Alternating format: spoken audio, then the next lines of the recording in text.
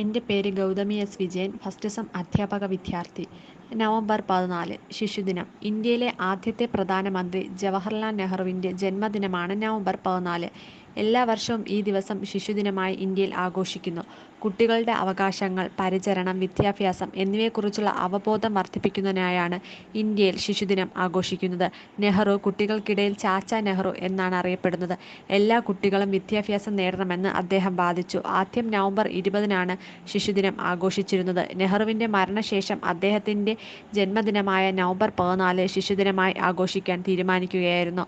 നെഹ്റുവിനോടുള്ള സ്മരണാർത്ഥം എന്നതിലുപരി കുട്ടികളുടെ അവകാശങ്ങൾ, അവരുടെ സംരക്ഷണം, ക്ഷേമം എന്നിവയെക്കുറിച്ചുള്ള അവബോധം നൽകുക എന്നതുകൂടിയാണ് ശിശുദിനാഘോഷത്തിൻ്റെ ലക്ഷ്യം.